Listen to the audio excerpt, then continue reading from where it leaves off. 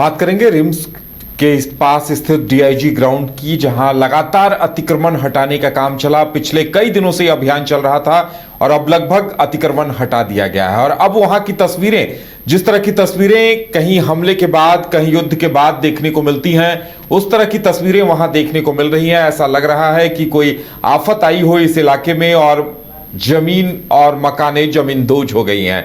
हर तरफ सन्नाटे का आलम दिखा और टूटे फूटे घर इस बात की गवाही दे रहे थे कि इस अतिक्रमित इलाके में किस तरह से तबाही का मंजर देखने को मिला है। अतिक्रमण हटाया गया है लेकिन वहां अवशेष अभी भी बिखरे पड़े हैं। ज्यादा जानकारी के लिए हमारे साथ मदन है। मदन, एक तरफ देखिए अदालत के निर्देश का इंतजार है, तो पीड़ित अभी भी वहां से अपना कतरा कतरा जीवन की पाई पाई जोड़कर जिस मकान को बनाया था, वहां से अब एक एक ईंट तक जो सही बचे हैं या एक एक लोहे की रॉड तक, वो कतरा कतरा, वो पाई पाई वो चुन रहे हैं वहां से। बिल्कुल, देखिए नज़ारा बिल्कुल अलग है। एक तबाही के बाद जो एक शांति का आलम होता है वो देखने को मिल रहा है। सन्नाटा पसरा हुआ है वहाँ पर और लोग अपने उस टूटे हुए घरों के मलबे पर कहे तो सीधे तौर पर बैठकर अब अपने आंखों से आंसू गिरा रहे हैं और अपने उस दिन को कोस रहे हैं जब उसने इस जमीन का चयन किया और इस जमीन को खरीदा था। लोग ये कहते हैं कि जीवन भर की कमाई हमने पाई पाई करके इसमें लगा करके अपने सपनों का आशियाना तैयार किया था, लेकिन पल भर में बुलडोजर ने मेरे सपनों को चकनाचूर कर दिया। अब देखिए, सबसे महत्वपूर्ण ये है कि जो घर बने हैं वो रिम्स के डॉक्टर के हैं, रिम्स के मेडिकल स्टाफ के हैं, जो वहाँ पर दिन रात काम करते हैं। किसी की नाइट की ड्यूटी लगती है, कोई दिन में ड्यूटी करता है और फिर आकर के उसी आशियाने में रुकता था, ठहरता था। लेकिन उसके बावजूद भी उन्होंने जो संवैधानिक तरीके हैं, जो प्रावधान है, उसके तहत जमीन खरीदा। देखिए, अब वो जरूर न्यायालय का आदेश है, उसका पालन करते हुए बुलडोजर का सहन जो है अपने घरों के दीवारों पर जरूर कर रहे हैं, लेकिन दूसरी तरफ न्यायालय से ही उम्मीद लगाकर बैठे हैं कि आखिर उनकी जो क्षति हुई है, उनका जो नुकसान हुआ है, उसका भरपाई कौन करेगा। चाहे अधिकारी गलती किए हो या फिर जमीन मालिक ने गलती किया, लेकिन जो सही लोग थे उसे इसका नुकसान क्यों उठाना पड़ेगा।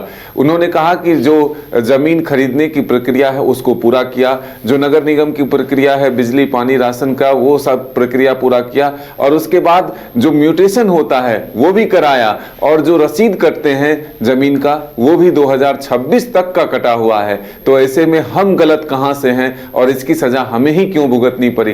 देखिए, जब किसी शहर पर किसी मिसाइल का अटैक होता है और उसके बाद जो मंजर दिखता है आपको कि घर की छत जो है वो टूट चुके हैं, दीवारें लटकी पड़ी हुई हैं, उसका बीम जो है वो लटका पड़ा हुआ है, खिड़की टूट गए, दीवार टूट गए, ऐसा ही ईंट का और जो छत का अंबार है वो वहां पर मलबे के रूप में पड़ा हुआ है। जहां तक आपकी नजरी जाएंगे सिर्फ वही तस्वीर जब दिखता है, वहां बूढ़े बुजुर्ग हों या फिर बच्चे हों, सबको सर्द रातों में एक तरह से बेघर करके छोड़ दिया गया है। तो ये एक भयावह दृश्य जो है वो मतलब देखिए, बड़ा सवाल ये उठता है कि कुछ अधिकारी जिम्मेदार हैं और कहीं न कहीं रिम्स भी जिम्मेदार है, क्योंकि रिम्स प्रबंधन अगर उसी वक्त अदालत में चला जाता या प्रशासन के पास शिकायत दर्ज कराता कि भाई जमीन की मापी कराई जाए, तो लोग इस तरह से उजाड़ नहीं होते, उनकी पूरे जीवन भर की कमाई इस तरह से मिट्टी में ना मिलती। बिल्कुल, देखिए, जब कोई निर्माण कार्य शुरू होता है तो कोई रातों रात इतनी इमारतें खड़ी नहीं हो गई थी। कई वर्ष लगे थे बनाने में, जमीन खरीदने में।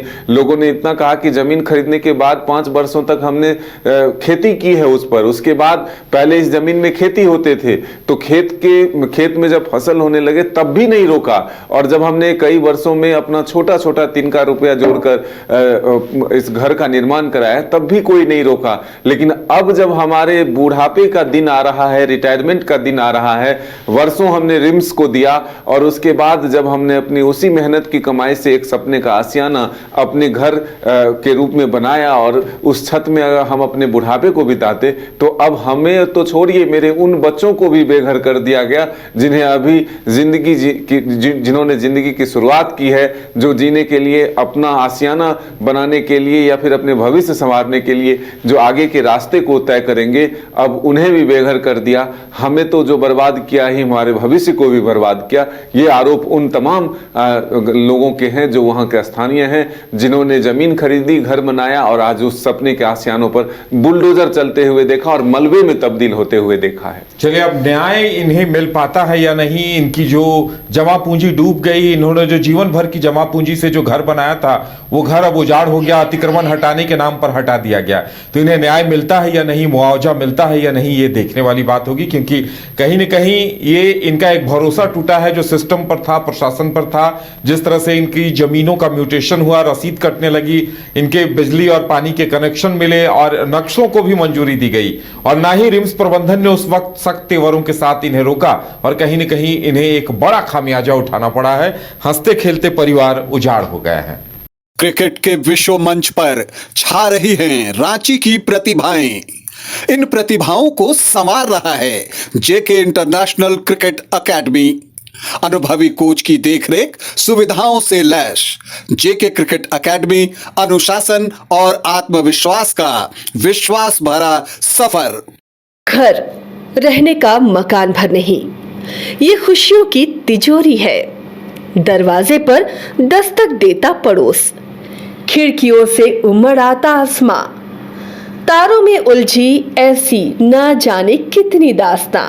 कहती हैं चले डायमंड सिटी, एक सफर हम सफर के साथ अपने घर तक। Diamond city, life long bonding, 500 से ज्यादा खुशहाल डायमंड परिवार। जल्दी करें, सिर्फ 200 फ्लैट बाकी। आज ही बुक करें अपना आशियाना।